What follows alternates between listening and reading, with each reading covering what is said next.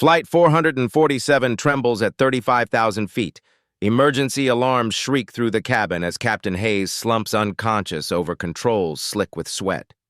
First Officer Carter grips his stomach, fighting waves of nausea that blur his vision. Is there a pilot on board? Jessica Walsh's voice cracks over the intercom, her professional composure shattered. Through the chaos rises a voice, calm, measured, unbreakable. This is Maya Johnson. I need cockpit access now.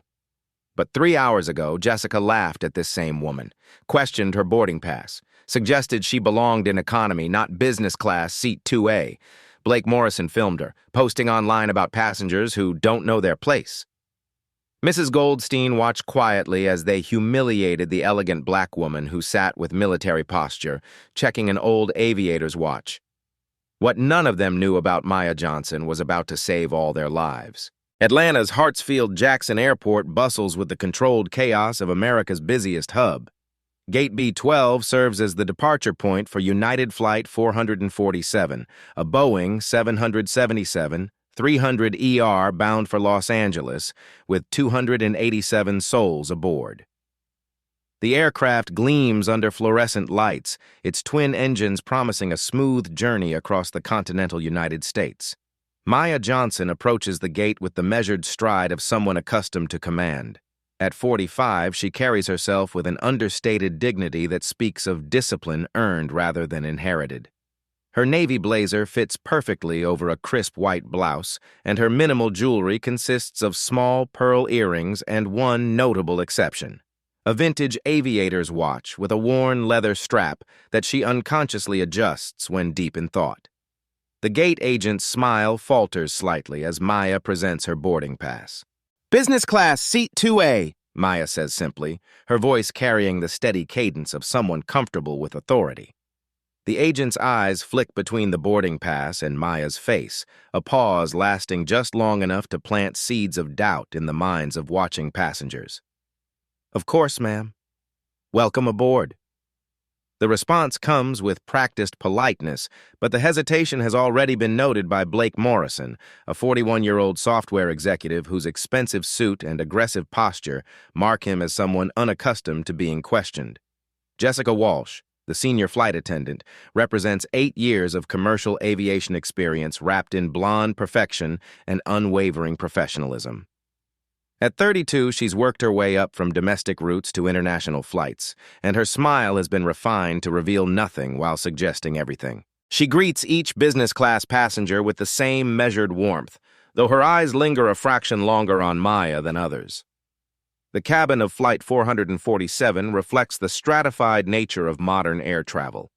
Business class occupies the forward section with its wide leather seats and extra legroom, separated from economy by both physical barriers and invisible social ones. Maya settles into 2A, pulling out a thick folder of technical documents that she reviews with the focused attention of someone who understands every detail. Mrs. Patricia Goldstein, 67, observes the boarding process from seat 1A with the keen awareness of someone who has witnessed decades of social change. Her late husband's career in aerospace engineering taught her to recognize competence regardless of its packaging, and something about Maya's posture suggests military training. Blake Morrison claims seat 2C with the territorial enthusiasm of someone protecting an investment. His first-class upgrade cost extra, and he's determined to ensure the proper atmosphere of his premium experience. His phone rarely leaves his hand, and his 15,000 social media followers provide a ready audience for his observations about modern air travel standards. Captain Derek Hayes, 48, conducts his pre-flight briefing with the tired professionalism of someone carrying personal stress alongside professional responsibility. His recent divorce and upcoming performance evaluation weigh on his mind as he reviews weather reports and fuel calculations. 22 years of commercial flying have taught him that routine flights can become emergencies without warning. First Officer Marcus Carter, 34, brings youthful enthusiasm to the cockpit despite his fatigue from a grueling international rotation. His technical expertise with modern avionics systems complements Hayes's experience, and his ambition drives him to exceed minimum standards on every flight. Maya opens her documents, revealing detailed Boeing 777 hydraulic systems analysis. technical specifications that would challenge most commercial pilots but which she reviews with casual familiarity. Her trained eye automatically catalogs emergency exits, crew positioning, and aircraft condition indicators that other passengers ignore. The boarding process continues around conversations laden with unspoken assumptions. Blake points discreetly toward Maya while speaking to Jessica, his tone suggesting concern about standards and appropriate passengers. Jessica's responses remain professionally neutral, but her increased attention to Maya's activities betrays her growing uncertainty. Maya requests a glass of water instead of the offered champagne, a choice that Blake interprets as confirmation of his suspicions about her belonging in business class. She declines the premium nuts, opting instead to review technical specifications with the focused intensity of someone preparing for an examination. The irony builds layers thick enough to cut. Maya unconsciously checks safety demonstrations despite obvious familiarity with emergency procedures. She notices Captain Hayes' slight fatigue during his welcome announcement and tracks Jessica's movements with the awareness of someone trained to assess crew competency. As Flight 447 prepares for departure, the stage is set for a collision between prejudice and reality. Maya Johnson sits surrounded by people who question her presence, unaware that her qualifications exceed those of the crew flying them. Her father's aviator watch ticks steadily on her wrist, counting down to the moment when assumptions will meet the harsh teacher of emergency. What begins as a routine flight with uncomfortable social dynamics is about to become something far more dangerous and far more revealing about who truly belongs where when lives hang in the balance. The engines roar to life as Flight 447 begins its taxi toward the runway. Maya settles into seat 2A, opening her technical documents while other passengers adjust their seatbelts. The familiar routine of takeoff preparations provides a false sense of normalcy to what will soon become an extraordinary flight.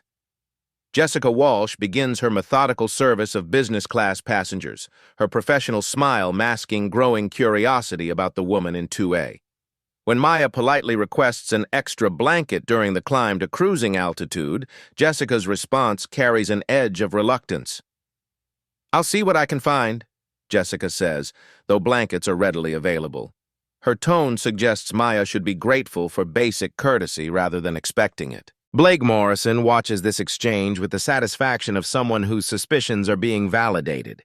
He leans toward the aisle, ensuring his voice carries to nearby passengers. "I pay premium prices for this section. I expect a certain caliber of traveler up here." The comment hangs in the air like smoke, its implications clear to everyone within earshot. Mrs. Goldstein shifts uncomfortably in seat 1A, recognizing the ugly undertones but uncertain how to respond. Maya continues reading her Boeing 777 hydraulic systems analysis, her expression unchanged despite the obvious slight. 30 minutes into the flight, meal service begins with Jessica's practiced choreography of premium dining. She presents each business class passenger with a wine list, offering recommendations with genuine enthusiasm. When she reaches Maya's row, her demeanor shifts subtly. "We have a lovely selection today," Jessica announces to Blake before turning to Maya with notably less warmth. "I'm afraid we're out of the Bordeaux you might prefer." Maya hadn't requested any specific wine, making Jessica's assumption transparent to everyone listening. "Water is fine, thank you," Maya responds with dignity that only makes the slight more obvious. Blake accepts his premium wine with theatrical appreciation, making a point of discussing its vintage loud enough for the cabin to hear. "This is exactly what I expect in business class. Quality recognizes quality, doesn't it?" The coded language fools no one. Mrs. Goldstein catches Maya's eye and offers an apologetic smile, but Maya simply nods acknowledgement and returns to her technical reading. The documents she studies contain detailed analysis of the exact aircraft systems currently keeping them airborne, though her fellow passengers assume she's reviewing routine business materials. The humiliation escalates when Maya excuses herself to use the business class restroom. Jessica intercepts her in the aisle with theatrical concern. "Ma'am, there are facilities available in the economy section." "My seat is 2A, Maya responds evenly. "This is the appropriate restroom for my ticket class." "Of course, but we try to maintain certain standards for our premium passengers." Jessica's voice carries false regret, as if she's explaining an unfortunate but necessary policy. Blake's voice rises from his seat. Finally, someone's maintaining proper order up here. These upgrades aren't charity cases. The confrontation draws attention from surrounding passengers. Some look away uncomfortably, while others watch with the guilty fascination of witnessing injustice they're unwilling to confront. Maya stands her ground with quiet strength, her military bearing evident in her straight posture and steady gaze. I understand your concern about standards, Maya tells Jessica. I share that commitment to excellence. Her response carries layers of meaning that Jessica misses entirely. Blake pulls out his phone, discreetly photographing Maya as she returns to her seat. His social media post appears within minutes. When you pay for business class, but airlines let anyone sit anywhere. Standards matter. Hash first class, problems, hash airline standards. The post reaches his 15,000 followers instantly, generating comments that range from supportive to outright racist. Screenshot notifications light up Blake's phone as his content gains traction, validating his sense of righteous indignation. Maya notices Blake's photography but chooses not to engage. Instead, she checks her father's aviator watch, a gesture that has become her tell for managing stress. The worn leather strap and vintage face represent decades of family military service, though Blake assumes it's costume jewelry meant to impress. The social dynamics reach their peak when Jessica makes an announcement ostensibly directed at all passengers but clearly aimed at one. Ladies and gentlemen, we want to remind everyone to remain in their designated seating areas. Business class passengers, we apologize for any disruptions to your premium experience. Blake's smirk becomes impossible to miss. About time someone addressed the situation properly. But Maya has noticed something her tormentors have missed entirely.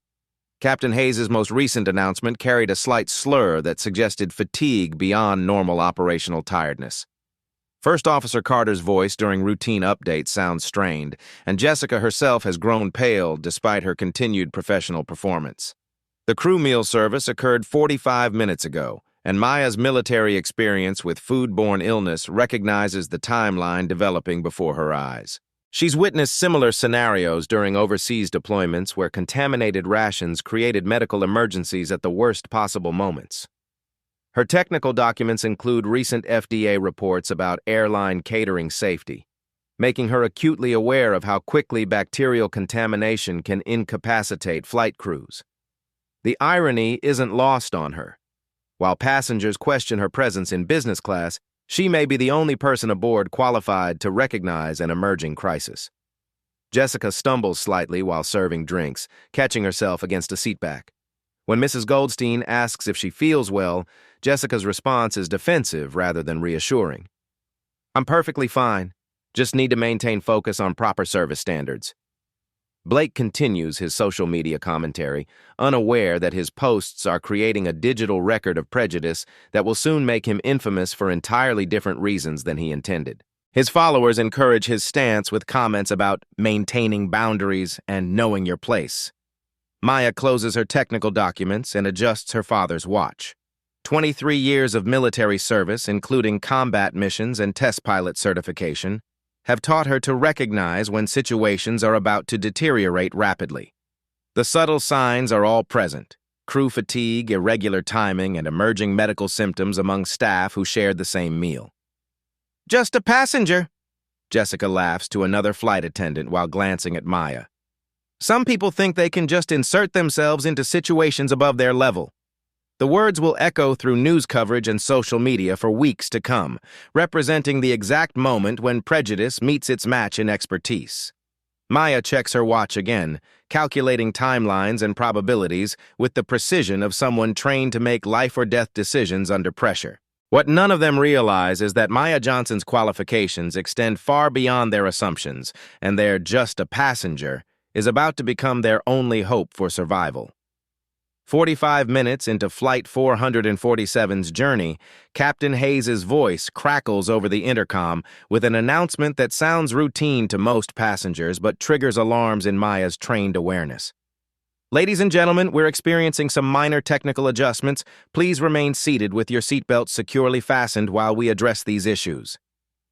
Maya's head snaps up from her documents. The captain's speech patterns have shifted, slightly slower cadence, minor word slurring that suggests more than simple fatigue. Her military experience with medical emergencies during combat operations recognizes the subtle signs of an emerging crisis. Jessica Walsh grips the galley counter for support, her professional composure cracking as waves of nausea wash over her. The same meal that nourished the flight crew 45 minutes ago has become a ticking time bomb of bacterial contamination. Maya watches Jessica's deteriorating condition with growing concern that transcends their earlier conflict. "Are you feeling all right?" Maya asks, rising from her seat despite the seatbelt warning. Jessica's response carries defensive irritation. "I'm perfectly fine. Please return to your seat and mind your own business." But Maya's trained eye catches details others miss. The slight tremor in Jessica's hands, the sheen of perspiration despite the cool cabin temperature, and the way she steadies herself against surfaces while moving through the cabin. "When did you last eat? What did you have?" Maya's questions carry the systematic approach of someone conducting medical triage. "Why would you possibly care?" Jessica snaps, though her hostility lacks its earlier conviction. "Because I think you might have food poisoning," Maya says quietly. "And if you ate the same meal as the flight crew?" The implications hang in the air between them. Jessica's eyes widen as she processes what Maya is suggesting. The crew meal, the shared galley preparation, the timeline that perfectly matches her emerging symptoms. Blake Morrison intercepts Maya as she moves toward the galley area with purpose that contradicts his assumptions about her capabilities. "Where do you think you're going? Sit down and stop causing problems." Maya turns to face him, and something in her bearing has shifted. The patient tolerance she displayed during earlier humiliations has been replaced by focused authority that demands attention. "Sir, I need you to step aside." Her voice carries a commanding presence that makes Blake hesitate despite his size advantage. "Who do you think you are? Some kind of expert?" Blake's bluster can't quite mask his uncertainty about the woman standing before him. Maya reaches into her purse and withdraws a leather ID holder. Blake glimpses military insignia, pilot wings, and text that includes United States Air Force and Lieutenant Colonel before she closes it again. "Actually, yes, I am an expert." Maya's response is matter-of-fact rather than boastful. 23 years active duty, Air Force Test Pilot School graduate, 4,000 flight hours in military aircraft. Mrs. Goldstein overhears from seat 1A, her expression shifting from concerned observer to fascinated witness. "Oh my God," she whispers, loud enough for surrounding passengers to catch. Blake stammers, his carefully constructed superiority crumbling. That has to be fake. You can't just—" "I can provide additional verification if necessary," Maya says calmly. "But right now, I'm more concerned about the medical emergency developing in your flight crew." From the cockpit comes the sound that confirms Maya's worst fears. Someone retching, followed by labored breathing and confused voices. The slightly open cockpit door, a security breach that would never occur under normal circumstances, suggests the crew's condition has deteriorated beyond professional protocols. Maya approaches the cockpit and knocks firmly. "Captain Hayes? This is Lieutenant Colonel Maya Johnson, Air Force retired. Are you experiencing medical difficulties?" Captain Hayes's voice responds weakly from within. How did you? "We need medical assistance." "Sir, I believe you and your crew have food poisoning. I need to assess your condition and determine if you're capable of continuing flight operations." First Officer Carter's voice carries over the intercom, panic barely controlled. "We need medical assistance in the cockpit immediately. Is there a doctor on board?" The cabin atmosphere shifts instantly. Blake backs away from Maya, his earlier aggression replaced by uncertainty. Mrs. Goldstein looks at Maya with new respect, tinged by worry about their situation. Jessica grips a seat back for support, finally understanding that the woman she dismissed might be their salvation. "You're really a pilot?" Mrs. Goldstein asks, her voice carrying hope and disbelief in equal measure. "Ma'am, I need to focus on the emergency," Maya responds, but her tone has gentled toward the older woman who showed her kindness. Jessica stumbles, reaching out instinctively for Maya's arm as her strength fails. I'm sorry. About before, I didn't know." Maya steadies Jessica with practiced efficiency. "We'll discuss that later. Right now, I need you to help me understand the crew protocols on this aircraft. The transformation is complete. Maya Johnson is no longer the questionable passenger in Seat 2A. She has become Lieutenant Colonel Johnson, their potential lifeline in a crisis that's about to test every assumption her fellow passengers made about who belongs where when lives hang in the balance. Maya enters the cockpit to find both pilots in various stages of incapacitation. Captain Hayes slumps in his seat, sweat beading on his forehead as he struggles to focus on instrument readings that blur before his eyes. First Officer Carter grips his stomach, fighting waves of nausea that threaten to overwhelm his concentration entirely. "Captain, what's your current heading and altitude?" Maya asks, sliding into the jump seat with fluid familiarity that speaks of countless hours in similar cockpits. 270, I think. Hayes responds weakly. Can't seem to focus on the instruments properly.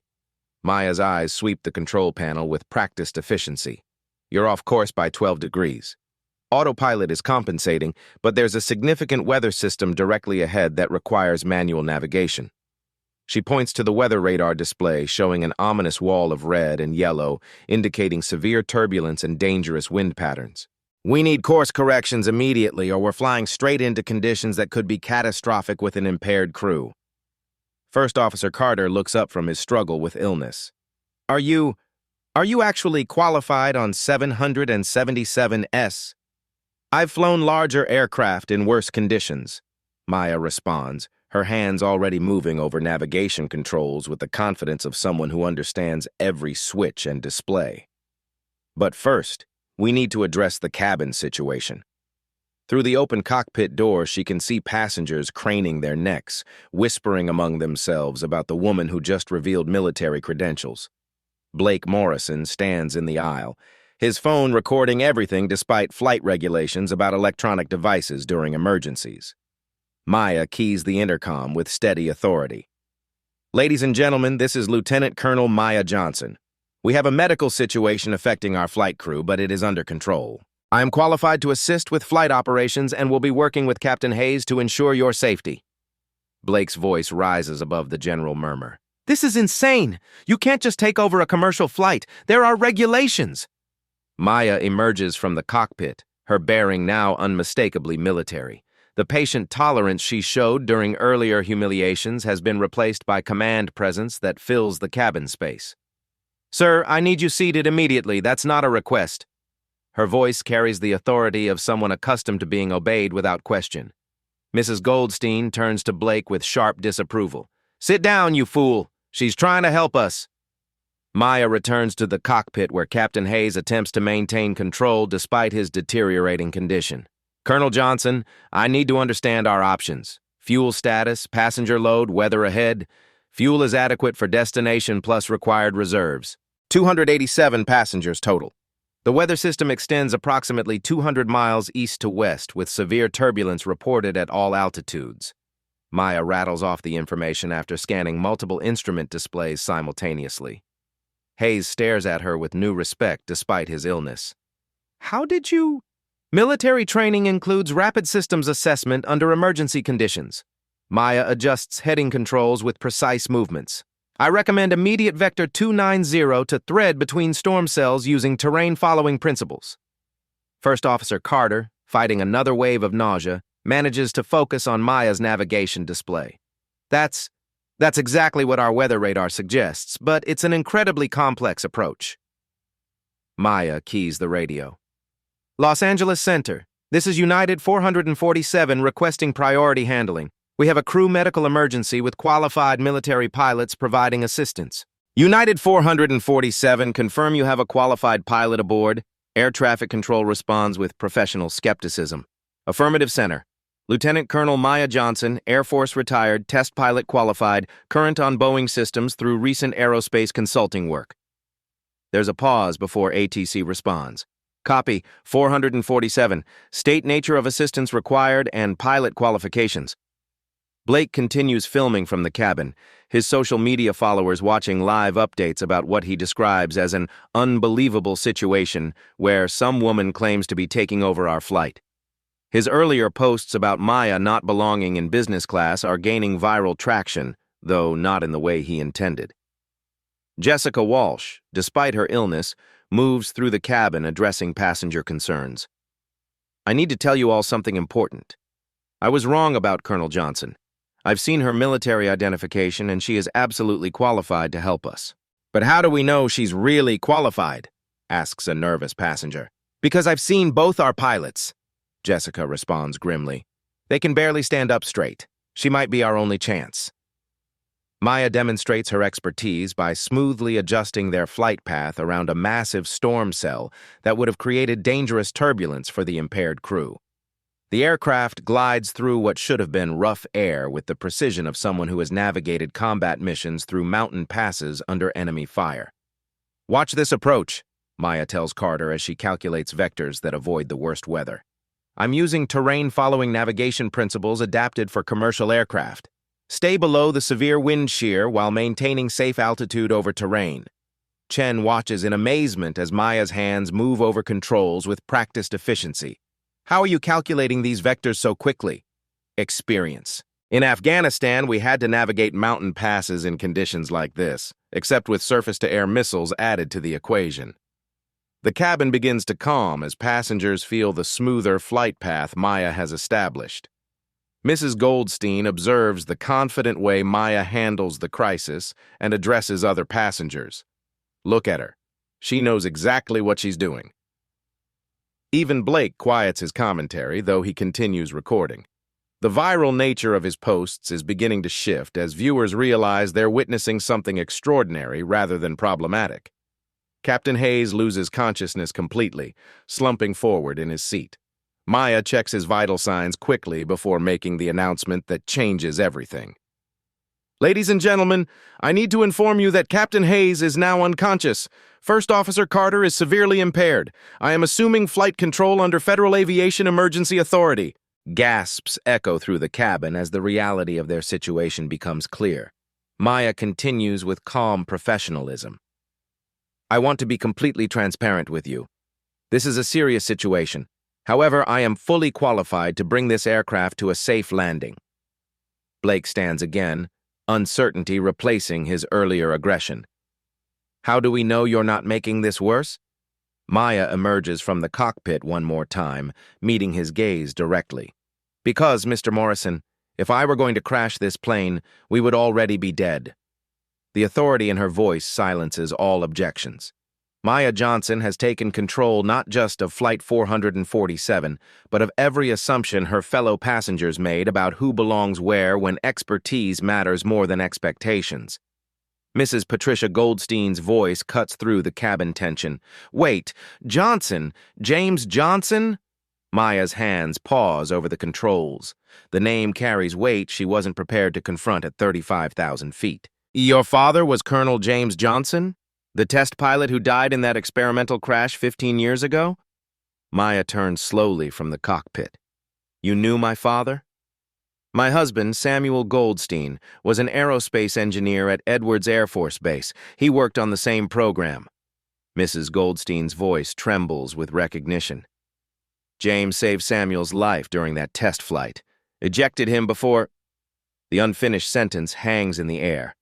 Maya grips her father's aviator watch, legacy suddenly heavy on her wrist. Blake Morrison frantically searches his phone, his earlier confidence crumbling as results populate. Maya Johnson, Lieutenant Colonel. His voice falters. She's a Congressional Medal of Honor recipient. The revelation hits passengers like a physical blow. The woman they questioned for sitting in business class carries the nation's highest military honor. Blake continues reading, voice growing smaller. Distinguished Flying Cross, Purple Heart, NASA astronaut candidate. Astronaut? Jessica gasps despite her illness. Selected for the program but turned it down to stay on active duty after 9/11s. Blake reads, his social media righteousness evaporating completely. Mrs. Goldstein addresses the cabin with growing emotion. Colonel, Samuel followed your career. Afghanistan rescue operations, wasn't it? You saved an entire convoy after being shot down? Maya remains focused on instruments, uncomfortable with attention. Ma'am, I need to concentrate on navigation. 47 lives saved during Operation Enduring Freedom. Blake reads from his phone. Air Force Test Pilot School graduate, youngest woman ever selected for NASA program. The irony crushes everyone present. While debating whether Maya belonged in business class, she had declined seats aboard spacecraft to serve in combat. Jessica approaches with genuine remorse. Ladies and gentlemen, I owe everyone an apology. I treated Colonel Johnson badly based on prejudice. We can discuss this after landing, Maya responds, maintaining professional priorities. No, this needs saying now. You're not just qualified, you're more qualified than our regular crew. Maya demonstrates by threading through severe weather with precision exceeding commercial standards. Combat techniques, she explains to First Officer Carter. Steeper approaches, faster deceleration, commercial manuals don't cover enemy fire. Blake deletes his social media posts with shaking hands, realizing he's documented his own ignorance for viral consumption. His followers are already turning against him as the full story spreads. Mrs. Goldstein watches Blake's panic with a mixture of sympathy and justice. I posted terrible things about her, he admits quietly. Then fix it, she responds firmly. The complete picture emerges.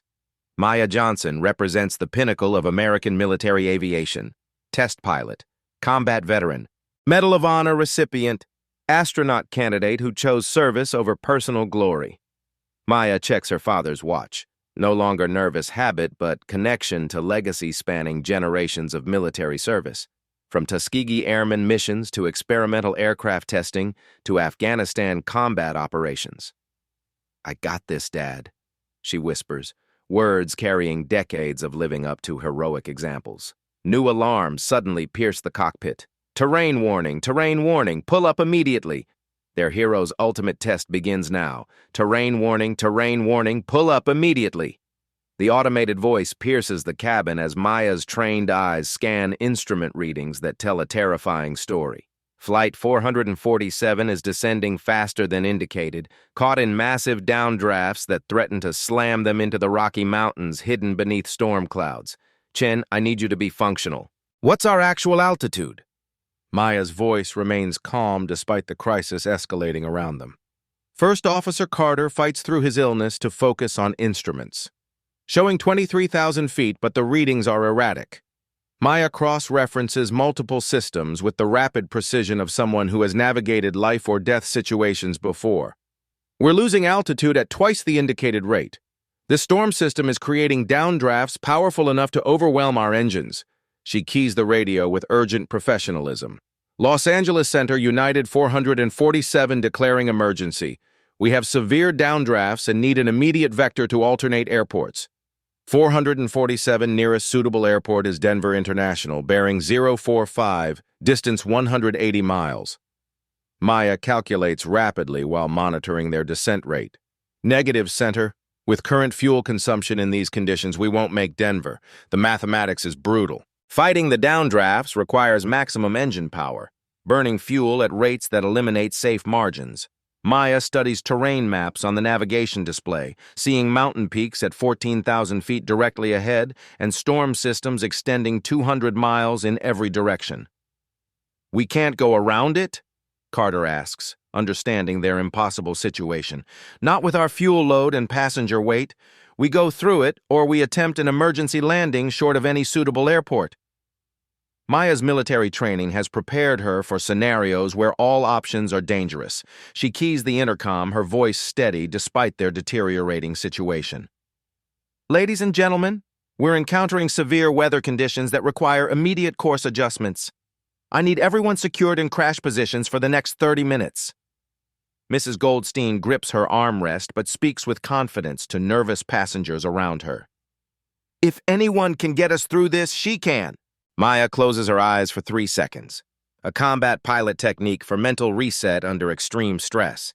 In Afghanistan, she flew damaged helicopters through mountain passes while under enemy fire. This storm system demands the same precision and courage, multiplied by responsibility for 287 innocent lives. Chen, I'm going to use terrain-following navigation. It's not standard for commercial aircraft, but it'll keep us below the worst winds while clearing mountain peaks. Terrain following? Carter stares at her with a mixture of admiration and terror. That's strictly military technique. In combat, we fly low to avoid radar detection while navigating mountains. Same principles apply here. Stay below severe wind shear, follow valley contours, trust instruments over instinct. Maya begins descent toward terrain that would horrify commercial pilots. Descending to 18,000 feet. This puts us 500 feet above the highest peaks but below the severe turbulence. Passengers feel the rapid descent, several gasping as their ears pop from pressure changes. Blake Morrison, his earlier arrogance replaced by genuine fear, calls out to other passengers. She knows what she's doing. Trust the expert. Through cabin windows, mountain peaks appear and disappear in storm clouds with terrifying proximity. Maya relies entirely on GPS terrain mapping and radar, flying blind through conditions that would challenge the most experienced pilots. Chen, call out our position relative to terrain every 30 seconds. Her hands move over controls with fluid precision learned through thousands of hours in military cockpits. Current position 2.3 miles north of Pikes Peak, altitude 18,200. Good. The next waypoint is the valley passage between Mount Evans and Mount Bierstadt. We thread the needle there. Multiple alarms suddenly sound. Wind shear warning, wind shear warning. Maya's response demonstrates why test pilots are selected from the most elite aviators. Full power on engines, we're caught in a massive downdraft, but I'm going to use it. Use it? Carter stares at her as if she's lost her mind. Combat technique. Dive into the downdraft to build airspeed, then pull up sharply when we hit the updraft on the other side. It's physics, and it's saved my life before. Maya deliberately dives Flight 447 deeper into the storm. Passengers scream as they experience weightlessness while the aircraft plummets toward mountain terrain. Her voice over the intercom remains impossibly calm. Ladies and gentlemen, what you're experiencing is intentional. Please remain seated. At the precise moment when disaster seems certain, Maya pulls back hard on controls. The aircraft rockets upward with G-forces that press everyone into their seats, clearing a mountain peak by less than 300 feet. Chen stares at the navigation display in amazement. How did you know that would work? Because I've done it with surface-to-air missiles chasing me. The principles of aerodynamics don't change based on what's trying to kill you. But their fuel situation has become critical. Maya, we have a serious problem. Fuel consumption is 20% higher than calculated. Maya checks gauges that tell an increasingly dangerous story. How much reserve do we have? At the current rate, 20 minutes instead of the required 45. That puts us right at emergency minimums for the LAX approach. One chance to get it right. Maya faces the nightmare scenario every pilot trains for but hopes never to encounter, attempting a difficult approach with minimal fuel while responsible for hundreds of lives. There are no second chances, no opportunities for missed approaches or holding patterns. She keys the radio with calm that belies their desperate situation. Los Angeles Center, United 447 declaring fuel emergency. We need immediate clearance. Direct approach, no delays. 447, you're cleared for emergency approach. Runway 24 left. Emergency vehicles standing by. Chen, handle all radio communications. I'm focusing entirely on approach and landing. Through cockpit speakers, passengers hear air traffic control updates that increase tension. 447, winds are 15 knots, gusting to 25. The weather is at a minimum for approach. Maya looks at her father's aviator watch one final time. Dad, I need all your skills right now. She thinks of every passenger behind her. Mrs. Goldstein, who knew her father, Jessica, who learned about prejudice, even Blake, who confronted his own assumptions. Their lives depend on her ability to execute perfect approaches in impossible conditions. Maya, we're getting reports of severe wind shear on final approach. Carter reports grimly. How severe? Severe enough that air traffic control recommends aircraft hold for better conditions. Maya checks fuel gauges that show reserves dwindling toward emergency minimums. We can't hold on. We land now or we don't land at all. At 200 miles from Los Angeles, Maya lines up for an approach that will test every skill developed through 23 years of military flying.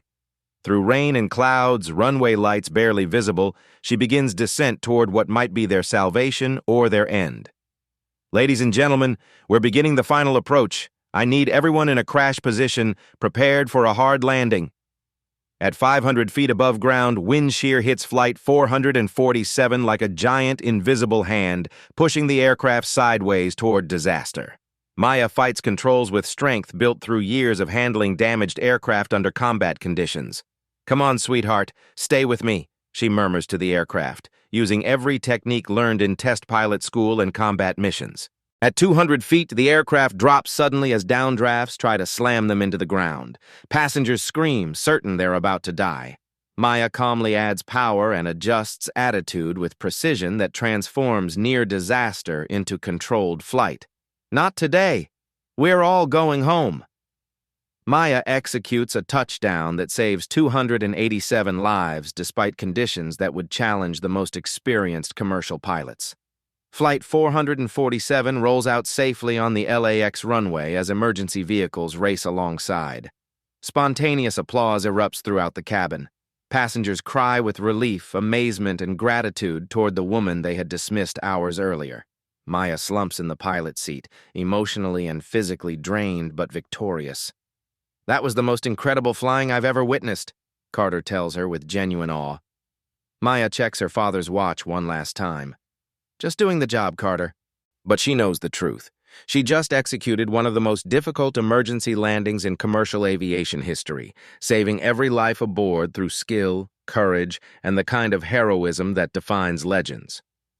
Emergency vehicles surround Flight 447 on the LAX tarmac, their flashing lights reflecting off wet asphalt as paramedics rush aboard. Captain Hayes and First Officer Carter are stabilized and transported to medical facilities, their conditions serious but no longer life-threatening thanks to Maya's swift action. Maya gathers her belongings quietly, preparing to slip away as she has done countless times after military missions. Heroes don't need fanfare. They just need to know the job is complete. "Colonel Johnson, wait." Mrs. Goldstein's voice stops her at the aircraft door. Maya turns to find the elderly woman approaching with tears streaming down her cheeks. "My husband would have been so proud to see what you accomplished today. James Johnson's daughter saving lives just like he did." "Ma'am, I was just doing what needed to be done," Maya responds, genuinely moved but uncomfortable with praise. "No, dear, you did what only you could do. There's a difference." Jessica Walsh approaches despite her lingering illness, determination overriding her physical discomfort. "Colonel, I need to apologize for my behavior. I treated you terribly based on assumptions and prejudice that have no place in my profession or my life." Maya's response reflects the grace that defined her throughout the crisis. "Jessica, we all make mistakes under pressure, but your mistakes don't save 287 lives. Mine could have cost them." Jessica's voice carries genuine remorse and newfound respect. Blake Morrison approaches last, clearly struggling to find words adequate for his transformation from antagonist to grateful survivor. "I don't know how to apologize for what I said, what I posted online about you."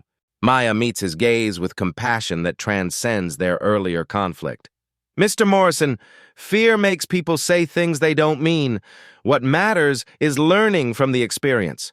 But you weren't afraid, even when you had every right to be." "I was terrified," Maya admits honestly, "but I had a responsibility to fulfill." First Officer Carter, being wheeled to an ambulance, stops the paramedics. "Colonel Johnson, thank you for saving our lives and teaching me what real flying looks like." Maya nods acknowledgement. "Get well, Carter. You're a good pilot who just needs more experience." As Maya heads toward the terminal, she checks her father's aviator watch one final time. The crisis has ended, but she knows the real story is just beginning. Airport officials and airline executives pursue her for debriefing, but Maya Johnson disappears into the crowd, another passenger among thousands, carrying the quiet satisfaction of duty fulfilled. Within hours, Blake Morrison's deleted social media posts resurface through screenshots and cached versions, creating a viral sensation that spreads across every major platform. The contrast between his initial prejudice and Maya's heroism generates millions of views, comments, and shares. Twitter explodes with hashtags, #Seat2A, #JustAPassenger, #MayaJohnsonHero. The story trends globally as news outlets pick up the incredible narrative of prejudice meeting heroism at 35,000 feet. CNN leads their evening broadcast. Tonight, the remarkable story of Lieutenant Colonel Maya Johnson, the decorated military pilot who saved 287 lives after being dismissed by fellow passengers who thought she didn't belong in business class. Blake faces immediate professional consequences as his employer views the viral footage. His supervisor's phone call is brief and brutal. "Morrison, your behavior on that flight contradicts every value our company represents. You're suspended pending investigation." His social media followers, witnessing the complete story, turn against him with savage efficiency. Comments flood his accounts. "You filmed a hero and called her unworthy. She saved your life while you humiliated her. This is what racism looks like." Blake posts a public apology. "I was completely wrong about Maya Johnson. She's a genuine American hero, and I treated her shamefully. I'm deeply ashamed and committed to learning from this experience." United Airlines launches an internal investigation into Jessica Walsh's conduct, but she uses the opportunity for genuine growth. Her statement to the press carries authentic remorse. "I allowed unconscious bias to influence my professional conduct. I'm working with United's diversity training programs to ensure this never happens again." The airline implements new anti-discrimination policies and mandatory bias training for all crew members, using the Flight 447 incident as a case study in how prejudice can blind people to expertise. Maya initially avoids media attention, but the story becomes too significant to ignore. A persistent reporter catches her outside her modest apartment. "Colonel Johnson, how does it feel to be called a national hero?" "I was doing my job," Maya responds with characteristic modesty. "Any qualified pilot would have done the same." "But you weren't supposed to be working that day." Maya pauses, considering her words carefully. "No one's supposed to be working when emergencies happen. That's what causes emergencies." The Air Force releases Maya's complete service record with her permission, revealing details that stagger even military aviation experts. 47 combat missions, 12 emergency landings under enemy fire, Congressional Medal of Honor for a rescue operation that saved an entire platoon, the youngest woman ever selected for NASA's astronaut program. A retired Air Force general provides context. Colonel Johnson represents the absolute finest traditions of military service. Her actions aboard Flight 447 exemplify the training, character, and dedication we instill in our pilots. Mrs. Goldstein establishes the James and Maya Johnson Scholarship Fund at the Air Force Academy, ensuring her father's legacy and Maya's heroism inspire future generations of aviators. Passengers organize a reunion 6 months later, with many meeting Maya for the first time as themselves, rather than through the lens of crisis. Their testimonials create powerful social media content. "She didn't just save our lives, she taught us not to judge people by appearances." Maya Johnson proved that heroes often sit right next to us. The Flight 447 incident became required reading in aviation schools and diversity training programs nationwide. An instructor at Embry-Riddle Aeronautical University tells students, "The Johnson incident demonstrates that expertise comes in all forms. Never assume you know who might save your life." Maya's story spreads internationally, inspiring conversations about prejudice, assumptions, and hidden heroism. Documentary filmmakers approach her about telling her complete story, though she remains focused on the simple truth that guided her actions throughout the crisis. 6 months after Flight 447, Maya Johnson agrees to one comprehensive interview that will define how her story is remembered. Sitting in her modest living room, she holds her father's aviator watch, the timepiece that witnessed Tuskegee Airmen missions, experimental test flights, and now commercial aviation heroism. "My father taught me that character isn't revealed in how we treat important people," Maya says, her voice carrying the wisdom of someone who has lived through extraordinary circumstances. "Character is revealed in how we treat people we think are unimportant." The interviewer presses for deeper meaning. "What should people learn from your experience?" Maya's response cuts to the heart of human dignity. "Every day we encounter people whose stories we don't know. The person serving your coffee might be a veteran. The woman in the wrong seat might be the person who saves your life. Respect isn't earned through status, it's owed through humanity." She issues a direct challenge to viewers. "I ask everyone watching this, look around you. Really see the people you encounter daily. Respect their dignity not because of what they might do for you, but because they deserve it as human beings. Maya holds up her father's watch, its worn face reflecting decades of service. This watch has seen combat zones, test flights, and emergency landings, but its most important function has always been reminding me that time is precious, and so is every person we share it with. The documentary narrator delivers the final message.